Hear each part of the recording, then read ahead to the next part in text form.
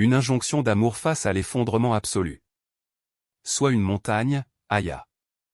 Ces mots, ce ne sont pas des paroles en l'air.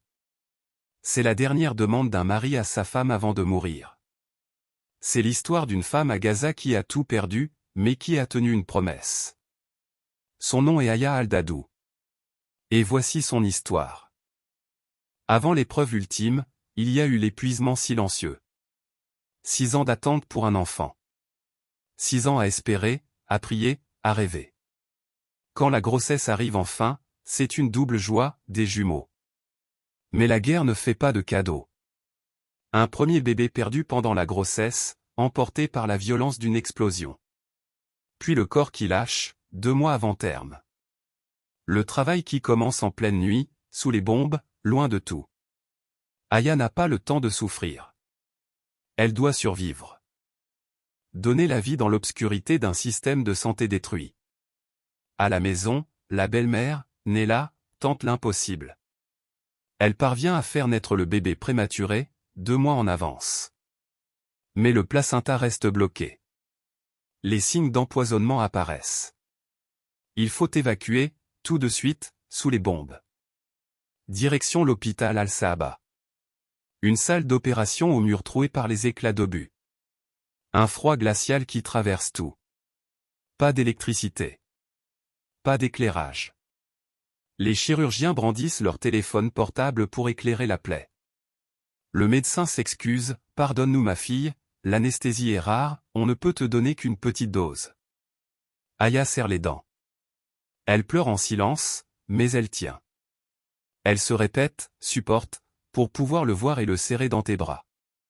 Tout ça passera. » Elle ne sait pas encore que tout ça ne passera pas. La mécanique fatale d'un hôpital sous blocus. Pendant ce temps, Yasser, son mari, a emmené leur nouveau-né Abdel Hadi à l'hôpital Kamal Adwan. Juste pour surveillance, pour une nuit. Rien de grave. Mais le blocus est total. Les fournitures n'entrent pas. Le carburant s'épuise. Les générateurs s'arrêtent. L'oxygène est coupé dans les couveuses. Le matin du 29 février 2024, la belle-sœur d'Aya, Hala, entre dans sa chambre. Elle s'assoit près d'elle, essayant de retenir ses larmes. Aya demande, la voix tremblante, « Il est arrivé quelque chose à Yasser? À ma famille ?» Hala secoue la tête. Puis elle murmure, « Que Dieu te récompense. Abdel Hadi nous a quittés. » Aya se fige. Elle ne pleure pas. Elle ne crie pas. Elle répète juste, « Comment? Comment? » 6 ans d'attente. 6 ans d'espoir. Qui finissent par une panne de carburant. Aya le dira elle-même, 6 années d'attente qui se terminent par une panne de carburant, c'est ce qui m'a le plus brisé. Pas l'explosion. Pas le déplacement. Pas la douleur de l'opération sans anesthésie. Une panne de carburant. Quelque chose de si petit, de si évitable, de si absurde. Le ciel s'abat sur le quartier d'Al-Zetoun. Après la mort d'Abdel Hadi, Yasser tente de la réconforter. Il lui prend la main et dit, « Dieu nous compensera, mon amour. Sois patiente. » Mais les événements ne leur laissent pas le temps de pleurer. Pendant 5 mois, la famille traverse les quartiers de Gaza. Tufa. Shujaya. Al-Zetoun. Chaque jour un nouveau refuge. Chaque endroit apporte une nouvelle douleur. Sur la route, ils perdent 7 membres de leur famille élargie. 7 martyrs. Ils ne peuvent même pas les enterrer dignement. Puis vient la décision fatidique. Le monde entier fuit vers le sud. Mais Aya et Yasser font un choix différent. Ils décident de rester. De rentrer chez eux, à Al-Zetoun. On a dit, on meurt dans nos maisons, et on reste proche de nos familles et de nos tombes. La décision d'un homme et d'une femme qui en ont assez de fuir. Assez d'avoir peur. Qu'ils meurent là où ils sont nés, ou qu'ils vivent là où ils ont aimé. Ils restent. Aya, Yasser, et leur seul enfant encore vivant, Moatassem.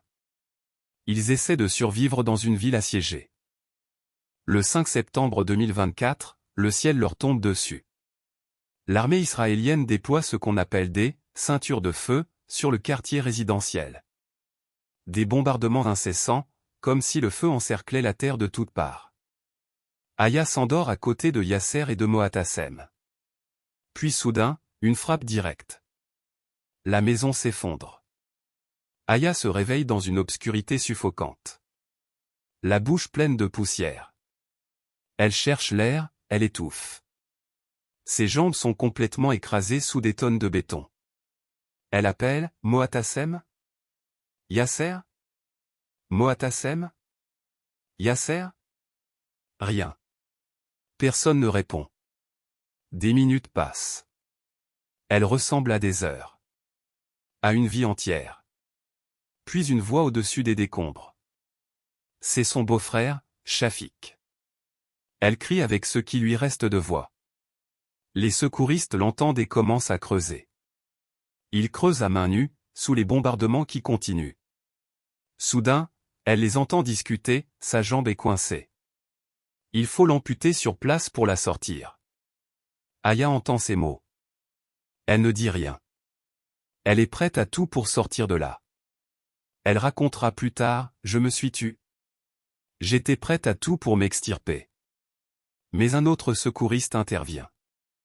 Il insiste pour essayer un autre angle. Après une heure de lutte, Aya est dégagée. Entière. Sans amputation. Les jambes fracassées, lacérées, mais intactes. Le dernier échange avant le silence. Aya est soignée à l'hôpital Al-Ali, l'hôpital Baptiste. Ses jambes sont maintenues par des plaques et des broches métalliques. Yasser est sorti vivant des décombres. Mais il est atrocement brûlé. Son corps est en train de s'empoisonner. Aya se fait transporter auprès de lui chaque fois qu'elle le peut. Elle traîne ses jambes cassées pour le voir, pour lui tenir la main. Dans leur dernier échange avant qu'il ne sombre dans le coma, Yasser lui prend la main. Il la regarde avec des yeux qui fondent de douleur et d'amour. Il dit, « Sois une montagne, ne t'insurge pas contre le destin de Dieu, Aya. » Aya sent que c'est un adieu. D'une voix brisée par les larmes, elle répond, « Si tu veux que je sois une montagne, reste avec moi pour que je puisse tenir debout. » Mais Yasser sombre dans le coma. L'inventaire de ce que les décombres ont englouti. Des jours passent. Les secouristes finissent par retrouver le corps de Moatassem sous les gravats. Il est enterré à côté de son grand-père. Aya va voir Yasser dans son coma. Elle lui murmure à l'oreille, « On l'a enterré dans les bras de ton père. Moatassem est avec son grand-père maintenant. Réveille-toi. » Une seule larme coule de l'œil de Yasser. Juste une. Puis le silence. Il ne se réveille pas. Le 15 septembre 2024, le téléphone d'Aya sonne. C'est son frère. Il dit, d'une voix pleine de douleur, « Que Dieu accepte ton mari et te donne la force. » Aya crie. Elle n'y croit pas, Yasser est mort. L'homme qui lui a dit d'être une montagne est parti. Elle crie dans le téléphone, « Ne l'enterrez pas avant que j'arrive. » Un dernier adieu au prix d'une douleur insoutenable. Malgré les plaques métalliques dans ses jambes. Malgré ses blessures à vif. Malgré une douleur qui dépasse l'entendement humain. Aya traîne son corps brisé dans les escaliers. Dans les rues dévastées. Chaque pas lui rappelle 10 ans de mariage. 10 ans de rire, de peur, d'amour, de rêves partagés. Elle arrive là où il repose. Elle demande qu'on pose sa tête sur ses genoux, comme il aimait le faire dans ses moments de détresse. Elle passe sa main sur son visage froid. Elle demande, d'une voix qui déchire le cœur, « Pour qui m'as-tu laissé, Yasser ?» Puis elle se souvient de ces mots. « Sois une montagne. » Elle essuie ses larmes avec sa main froide. Et elle fait une promesse, entre elle et elle-même, d'une voix que seul Dieu peut entendre, « Je vais essayer d'être cette montagne que tu m'as demandé d'être. » L'anatomie d'une résilience absolue. Regardons ce qui a été arraché à Aya. 2 enfants. Abdel Hadi et Moatassem. Un mari, Yasser. 7 autres membres de sa famille. Sa maison à Al-Zetoun, réduite en poussière. L'intégrité de son corps, ses jambes fracassées maintenues par du métal. Tout cela aurait dû la briser pour toujours. Mais regardons ce qu'elle a érigé sur ses ruines. Le savoir. Elle retourne à l'université pour honorer une promesse. L'action. Elle entre sur le terrain médical pour sauver ceux qui, comme elle, se retrouvent ensevelis. Le symbole. Elle devient le pilier d'une communauté brisée. La fissure est profonde. Mais le sommet est plus haut que jamais. Transformer le deuil en devoir de présence. 1 an et demi après ces tragédies successives, Aya décide de transformer la promesse en chemin de vie. D'abord, l'érudite. C'était le rêve de Yasser. Elle termine son master à l'université islamique de Gaza. Le master que Yasser avait lui-même enregistré pour elle avant de mourir. Elle dit, son rêve était de me voir terminer mes études. J'ai senti que terminer ce master était une façon de lui être fidèle, et de rester debout. Imaginez cette image. Une femme aux jambes maintenues par du métal, assise dans une salle de cours. Elle écrit ses recherches. Elle sait que celui qui l'a inscrite repose dans sa tombe. Ce n'est pas juste des études. C'est un acte de loyauté. Ensuite, la secouriste. C'est le vœu d'Aya. Elle devient volontaire aux urgences du Croissant Rouge palestinien. Elle explique pourquoi, avec des mots qui percent le cœur, je connais le sentiment de celui qui crie sous les décombres sans que personne ne l'entende. Je connais le sentiment de celui qui court avec un blessé vers l'hôpital en étant perdu. J'ai décidé d'être proche des gens dans les moments où j'ai été seul. Elle n'est pas allée loin. Elle est allée là où est la douleur. Là où sont les blessés. Là où sont ceux qui ont besoin.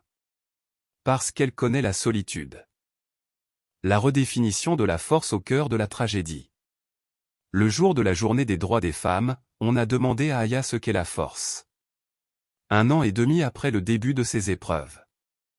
Sa réponse mérite d'être écrite en lettres d'or. La force ne signifie pas l'absence de douleur. Non. La force, ce n'est pas être sans larmes, sans émotion, sans moment de faiblesse. La force, c'est quand la douleur est là, immense, écrasante, et que tu tiens debout quand même. Je ne pourrai peut-être pas changer le cours de la guerre. C'est vrai. Aya ne peut pas arrêter les bombes. Elle ne peut pas ramener les morts. Elle ne peut pas changer l'histoire. Mais je peux changer quelque chose dans un seul instant, dans la vie d'un être humain. En un instant, elle peut sauver un blessé. Panser une plaie. Essuyer une larme. Donner de l'eau à un assoiffé. Et ça lui suffit. Une montagne peut trembler ou se fissurer, mais elle reste debout. C'est ce que j'essaie d'être aujourd'hui. La montagne peut être secouée par les tremblements de terre. Ces rochers peuvent se fissurer. Des morceaux peuvent tomber. Mais la vraie montagne, c'est celle qui reste debout. Aya est debout aujourd'hui. Peut-être fatiguée. Peut-être fissurée. Peut-être portant dans son corps des tiges de métal, et dans son cœur des cicatrices qui ne guériront jamais. Mais elle est debout. Parce que la promesse était, sois une montagne. Et aujourd'hui, elle est une montagne qui ne se brise pas. Cette histoire n'est pas une fiction. Ce n'est pas un roman. C'est la vie d'une femme qui s'appelle Aya Al-Dadou. Elle a vécu à Gaza. Elle a vu la mort de ses propres yeux. Elle a goûté la perte sous toutes ses formes. Et elle a décidé de rester debout. Aya n'a pas vaincu la guerre. Personne ne vainc la guerre. Mais elle s'est vaincue elle-même. Elle a vaincu le désespoir. Elle a vaincu l'envie de mourir. Aujourd'hui, elle termine son master. Elle sauve des blessés. Elle apprend aux enfants de Gaza que la vie est possible, même sous les décombres. Souvenez-vous de ce nom, Aya Al-Dadou. Et souvenez-vous de cette promesse, sois une montagne.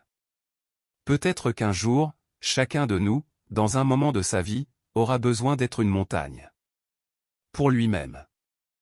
Ou pour ceux qui l'entourent. Paix à Aya. Et paix à toutes les montagnes qui ne se brisent pas.